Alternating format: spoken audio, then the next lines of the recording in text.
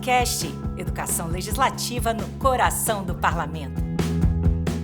Bom dia, boa tarde, boa noite, ouvintes. Hoje o EduCast tem um motivo especial para comemorar. A gente vai conversar com a autora e a orientadora da dissertação O Jornalismo Independente Adentra o Parlamento, uma etnografia sobre o trabalho da Alma Preta e Yasmina junto ao Congresso Nacional. Nós vamos receber aqui a Sâmia Bechelane Cordeiro de Mello, que é autora da dissertação, juntamente com a orientadora Cristiane Bernardes. Essa dissertação ela foi vencedora do Prêmio Com Política de Melhor Dissertação, a primeira vez que um trabalho de mestrado do CEFOR conquista essa premiação nacional. Essa foi a 7ª edição do Prêmio Com Política de Teses e Dissertações de 2025, promovido pela Associação Brasileira de Pesquisadores em Comunicação Política. Vamos receber as duas, então? Então, a gente vai começar a conversa com a Sâmia. Em primeiro lugar, queria parabenizar você por esse prêmio, né? Que é um prêmio inédito aqui na Câmara, né? E eu queria perguntar para você de onde surgiu essa inquietação que levou a essa pesquisa. Bom, eu trabalhei na Câmara de 2019 a 2022, né, no tempo de uma legislatura, e eu vim trabalhar como assessora de comunicação de um mandato parlamentar. Mas antes disso, eu tinha uma trajetória já de trabalho em comunicação e direitos humanos, ali no terceiro setor, em organizações sociais. Mas aqui eu vim trabalhar dentro de um mandato, né? Então, eu já tinha uma experiência pregressa, digamos, com grupos como Alma Preta, Yasmina, que produzem jornalismo independente, né, com foco em direitos humanos. E, uma vez assessora, eu comecei a notar que grupos como esses também acompanhavam o cotidiano do Parlamento Nacional, se especializaram, têm buscado se especializar na produção de um jornalismo político ali de muita qualidade, porém com algumas desvantagens em relação aos seus pares da imprensa tradicional, né? Então, eu notava essa contradição, digamos, esses grupos estavam querendo produzir esse tipo de jornalismo, mas, por exemplo, não tinham um crachá de acesso, um crachá de imprensa, né, para acessar as dependências aqui do parlamento. Muitas vezes faziam esse trabalho mais à distância, então não tinham ali esse acesso aos bastidores aqui de Brasília, do cafezinho, dos encontros no corredor, que são muito importantes para esse tipo de jornalismo. E aquilo começou a me inquietar, justamente porque eu estava num mandato que era uma fonte muito acionada por esse tipo de veículo, né? Então, eu, no início, tinha algumas observações mais fragmentadas e algumas curiosidades, né, que eu debatia com algumas pessoas, mas sabendo que a Câmara dos Deputados tem o CEFOR, né, e que pesquisas muito qualificadas estavam já sendo feitas ali dentro. Em dado momento eu pensei, por que não transformar essas inquietações e observações em um projeto de pesquisa que mereça um olhar acadêmico, com uma metodologia específica, com uma orientação de perto, enfim. Então eu reuni essas inquietações num projeto de pesquisa, apresentei no CEFOR, deu certo, né, eu passei, teve a pandemia aí, a gente ficou um pouquinho suspenso por um tempo, e depois, quando as atividades se iniciaram, eu fui alocada como orientanda da Cris, né? Eu agradeço muito já. E esse acompanhamento, essa supervisão dela durante todo o processo de pesquisa foi fundamental para a conclusão do trabalho e também, né, para que ele recebesse aí esse reconhecimento que me faz muito feliz. Eu acho que tem também bastante do dedo dela, da qualidade do CEFOR e desse ambiente de trabalho na Câmara dos Deputados, né, que foi, afinal de contas, o que eu acabei pesquisando, né, aí como etnógrafa, servidora, jornalista deste mandato também. A professora Cris, né, que foi orientadora do seu trabalho, eu queria saber, professora Cristiane, qual foi o maior desafio nesse tema que a Sâmia escolheu?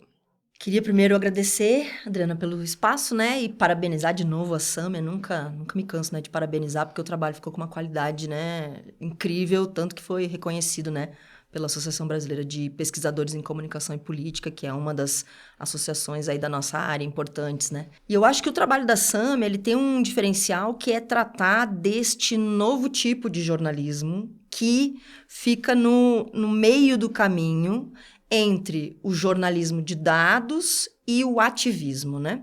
Porque são veículos muito específicos que declaram, né, dentro da sua missão, dos seus propósitos, dos seus objetivos, a defesa de determinados segmentos populacionais ou até mesmo a defesa de determinadas pautas políticas. Então, no caso do Asmina, elas têm uma identificação forte com o movimento feminista, elas fazem a defesa de uma série de pautas que são pautas clássicas, tradicionais, do feminismo. E também no caso do Alma Preta, eles têm essa militância antirracista, que é muito interessante. Então, eu acho que um dos desafios, né, do trabalho da Sâmia era olhar para essa nova configuração de veículos que são informativos, realizam o jornalismo da forma clássica, como a gente conhece, né, indo atrás das fontes, fazendo os relatos de forma objetiva, equilibrada, mas que, ao mesmo tempo, são compostos por pessoas, por profissionais que têm uma atuação de militância em algum determinado segmento, né, temático, populacional, enfim. O que a gente tem chamado, né, de jornativismo, porque aí o jornalismo, na verdade, a produção de dados, a produção de informações sobre determinadas pautas acaba auxiliando esse ativismo. Então, vamos dizer assim, esse meio do caminho, né, esse objeto híbrido que a Sâmia se propôs a olhar, ele é difícil de ser analisado, tanto do ponto de vista da teoria do jornalismo, porque ele apresenta, né, uma série de inovações a esse respeito. Ele não tem um caráter, são veículos que não têm caráter comercial, por exemplo, né, clássicos, como a gente está acostumado a estudar em teoria de jornalismo, e também é um objeto inovador do ponto de vista da ciência política, onde está enquadrado o nosso curso de mestrado em Poder Legislativo. Quer dizer, são novas estratégias que os atores sociais desenvolvem para conseguir influenciar, incidir sobre a produção de políticas públicas e sobre a atuação das próprias parlamentares, dos parlamentares dentro da Câmara. Então, acho que olhar para esse objeto híbrido é que foi interessante, assim, do ponto de vista, né, meu, de orientação, porque realmente era um objeto que a gente não tinha ainda se debruçado, eu não tinha parado para refletir sobre isso que a Sâmia trouxe como proposta de estudo, né? Uhum. Eu gostaria de fazer um adendo também em relação a isso, é que em todo o campo da pesquisa, a partir deles, tanto das entrevistas quanto dos documentos analisados, ficava muito evidente a necessidade de, por um lado, reafirmar que eles estão fazendo jornalismo e que eles se propõem a fazer jornalismo, portanto, bebendo de alguma forma da cartilha clássica do jornalismo, né? Todos eles são jornalistas profissionais, formados em universidades, alguns com trajetórias na imprensa corporativa, comercial, digamos assim. Por outro lado, eles também reafirmam um compromisso explícito com a defesa de algumas pautas. Ou, indo um pouco anteriormente, né, antes da pauta está a lente que eles aplicam para tratar aqueles fenômenos. Então, no caso das Minas, é uma lente feminista. Então, eles vão tratar de pautas, obviamente, que interessam as mulheres, etc., mas com um olhar feminista. E, no caso da Alma Preta, temas eventualmente marcados ali pelo foco racial, mas não somente, eles deixam isso muito negritado, mas sobretudo com uma lente antirracista. Então, eles se afirmam nesse lugar híbrido, como o Cris disse, e um dos apontamentos que a nossa pesquisa coloca, a nossa etnografia, e mais pra frente podemos falar do método que importou muito, um dos nossos achados é este. Olha, é jornalismo, claro, mas é também outras coisas. E é justamente nessas fronteiras que ele contribui para expandir as bordas do jornalismo tradicional. Tensionar ao mesmo tempo, expandir e cooperar também com atores da própria imprensa comercial, cooperar com agentes do sistema político, porque eles também operam nesse lugar. Já que você citou o método, né? Eu queria que você explicasse um pouco qual foi a metodologia aplicada na pesquisa. Quando eu entrei, inclusive na minha banca, eu fui questionada sobre a metodologia, porque eu não tinha muita clareza de como isso seria feito, tentei ali propor algumas formas, né, alguns caminhos para essa pesquisa, mas eu ainda não sentia muita segurança. Então, ou seja, como que eu vou levantar essas informações para que eu possa analisá-las? Eu tentei estruturar algo ali meio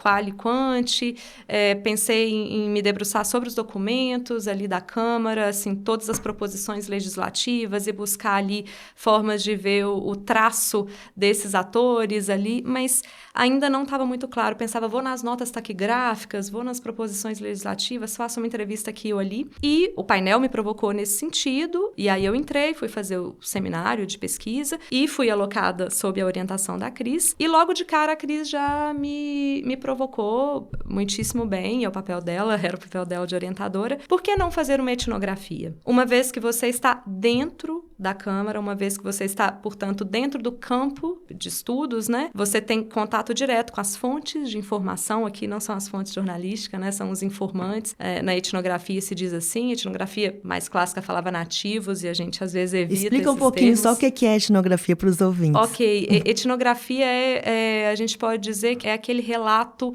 muito denso, muito próximo, muito intenso daquele campo de pesquisa, né? Isso pode ser feito de várias formas, mas há quem diga que etnografia é texto, né, Cris? Etnografia é um olhar muito aprofundado sobre uma certa realidade, a ponto de que, às vezes, a pesquisadora se mistura um pouco com o campo de pesquisa, com os seus informantes e com aquela situação que está sendo lida, que está sendo pesquisada. Ou seja, eu era, naquele momento, essa pessoa também, porque eu era servidora aqui, né? Eu era uma assessora parlamentar que cuidava de comunicação. Eu estava dentro da Câmara, me propunha a pesquisar um fenômeno que tinha a ver com o parlamento, com o mandato onde eu trabalhava.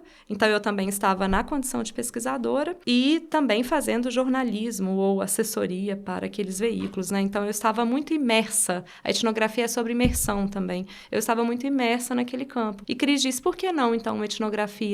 Uma vez que é uma grande vantagem da sua condição de pesquisadora estar neste lugar. Muitas pessoas que pesquisam o parlamento, né, na ciência política ou na própria comunicação, elas não têm acesso interno, né? Elas vão se debruçar sobre os dados que já existem, vão trabalhar com dados secundários, por exemplo, ou de outras formas, mas elas muitas vezes não podem vivenciar o processo por dentro. Então, Cris me convenceu brilhantemente de que esse era um ativo metodológico que eu deveria aproveitar.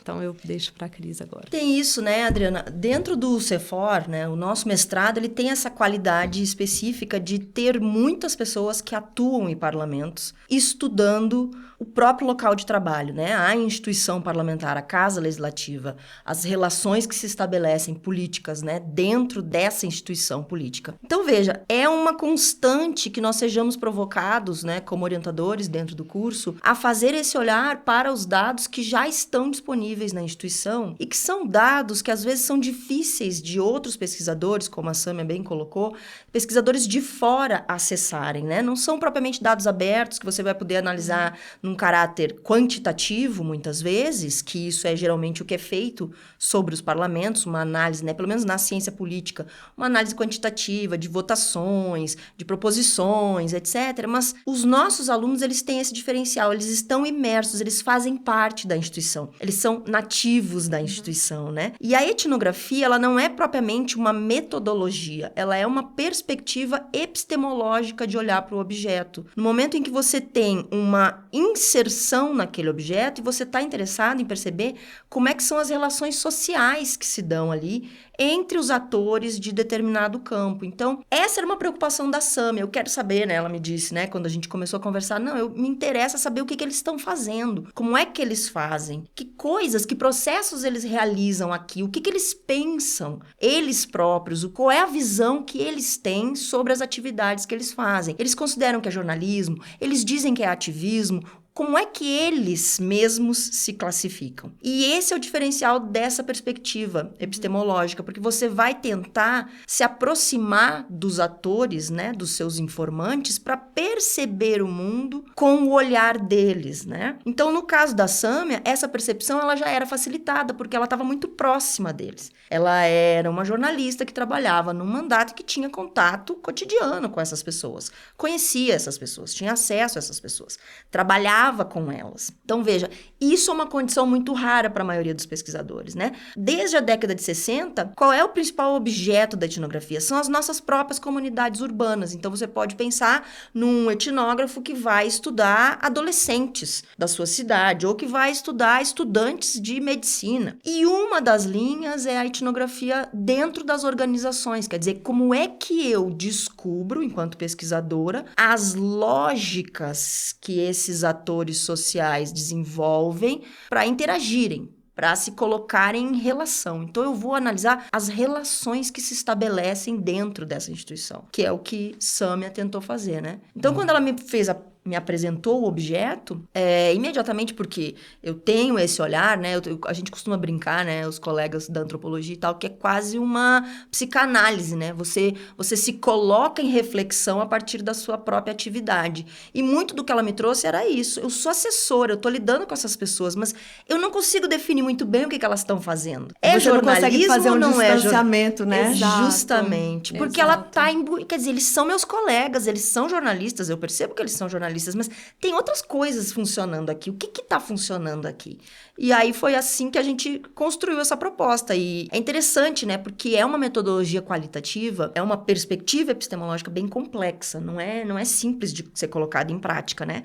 E eu acho que o prêmio também decorre da forma criteriosa e sistemática com que Sâmia encarou o trabalho. Porque já aconteceu de eu sugerir isso para outros alunos que tinham a mesma condição e eles não toparem.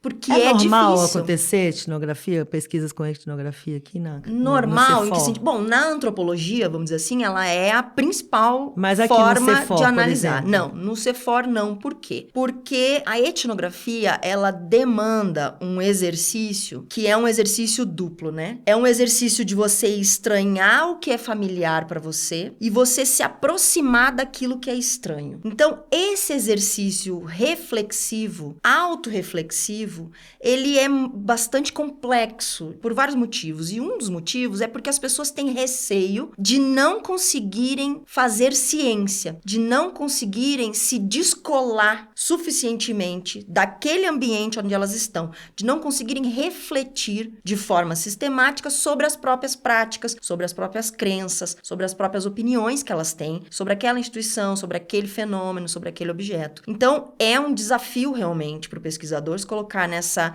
perspectiva de construir o conhecimento dele junto com os seus informantes. É muito mais fácil, às vezes, pelo menos assim, a partir do treinamento que a gente tem nas disciplinas de ciências sociais, seja na comunicação, na ciência política, na sociologia, você analisar um banco de dados, você pegar os resultados das votações e fazer considerações a partir de um determinado modelo que não foi nem desenhado por você.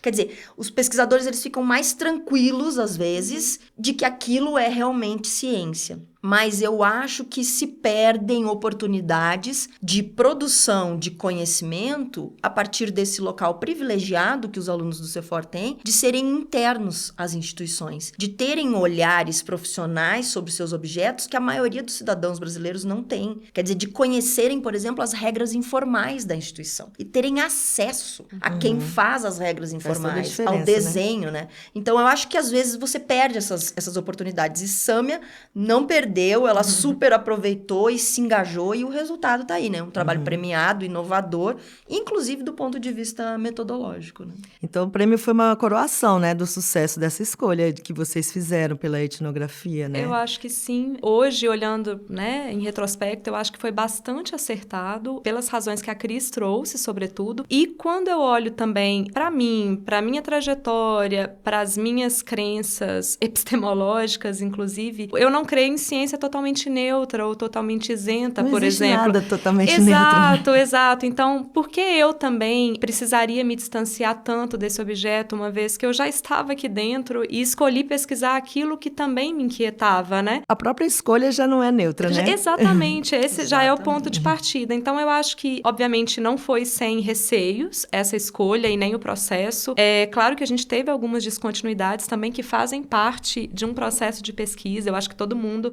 em alguma medida passa por isso também, mas hoje eu avalio que foi bastante acertada a escolha, eu fico muito feliz que tenha prosperado dessa forma. E só fazendo um adendo, a metodologia, a etnografia é essa perspectiva epistemológica. Dentro dela cabem vários métodos, e aí reforçando isso, não é porque escolhemos a etnografia que vale tudo ou que estamos sem método aqui. Não. Uma vez que eu escolho essa perspectiva epistemológica, eu vou optar por métodos que mais se adequam a ela. Então, só trazendo aqui muito brevemente o que foi usado. Eu fiz uma análise documental de algumas produções destes veículos. Eu fiz entrevistas em profundidade, que foram ali transcritas e analisadas, e eu tentei fazer isso com muito rigor, né? Eu fiz algo que é muito caro à etnografia, que é um diário de bordo, onde eu conseguia fazer esse exercício que você pontuou, da reflexividade sobre o processo, o afastamento e a aproximação, porque eu acho que escrever quase de forma ali analítica, né, da psicanálise mesmo, me ajudava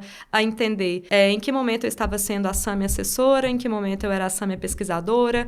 Então, a escrita me ajudou a organizar, a palavra me ajudou a analisar bastante, assim, o meu lugar. Então, isso foi bastante relevante. E a observação participante, que também é um método que tem sido muito utilizado também nas pesquisas quali, sobretudo, que eu já estava fazendo por ser servidora, só que o que eu tentava era sistematizar isso. Então, não é só porque eu estou trabalhando aqui hoje que eu estou fazendo observação participante. Vamos ter método, vamos ter rigor, critério. E eu queria saber agora na parte pessoal, assim, como é que foi receber a notícia do prêmio, né? Como é que vocês receberam? Sâmia, pode falar.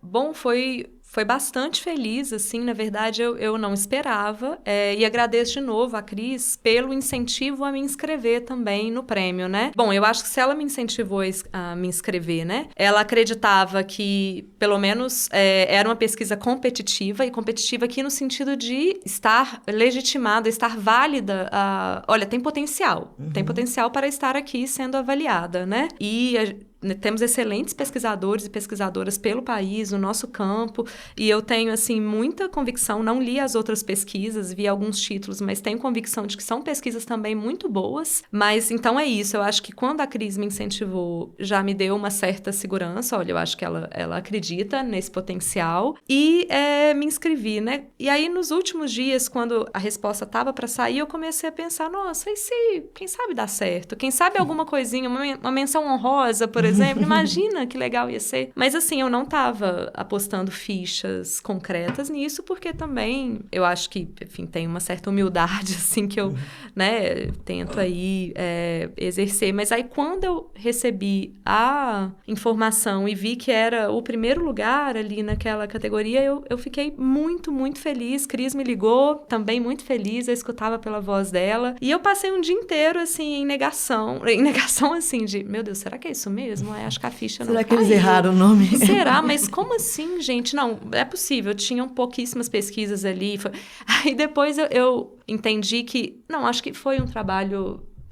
acho que legal, assim. Hoje eu olho para ele com muito carinho e muito respeito. Não que eu não respeitasse antes, mas quem, né, aqui que está ouvindo já passou pela experiência de uma pesquisa de pós-graduação, seja ela lato sensu, stricto sensu, sabe que às vezes você fica um pouco esgotado daquele processo, você está muito imerso e você, às vezes, não consegue reconhecer de imediato os méritos, etc. Então, acho que um paralelo com a etnografia, eu precisei me afastar um pouco dessa pesquisa, passou aí mais de um ano e pouco.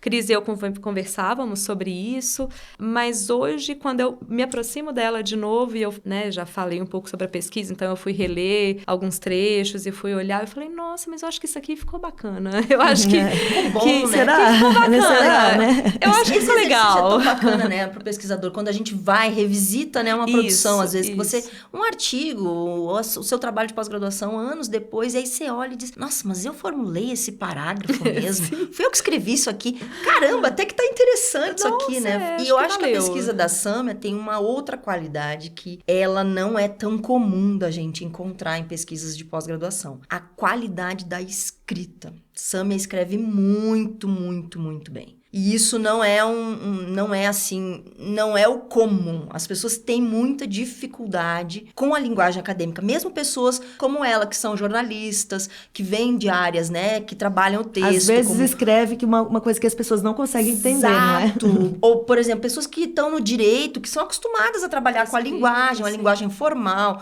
todo o tempo. Todos os nossos alunos são pessoas que estão acostumadas a trabalhar com linguagem formal, atuam. Mas a linguagem acadêmica, o bom texto científico, ele merece um trabalho que é exatamente esse de eu conseguir explicar o que eu pensei. Porque são duas etapas. Uma é você pensar e outra é você conseguir transcrever o seu pensamento. É quase um processo mesmo de transcrição das suas ideias. Eu acho que isso não é uma habilidade tão comum. Então, eu acho também que o trabalho da Sâmia tem o mérito da perspectiva epistemológica que ela escolheu, do objeto ser inovador e também de uma escrita muito, muito fluente dentro, né, dessa escrita acadêmica. E eu fiquei exultante, eu fiquei muito feliz quando ela recebeu, porque eu acho que é um prêmio que mostra a qualidade de várias coisas que eu acredito, né? Dessa perspectiva epistemológica, que eu acho que é incrível para você estudar a política, mostra a qualidade do curso, né, do mestrado em Poder Legislativo da Câmara dos Deputados,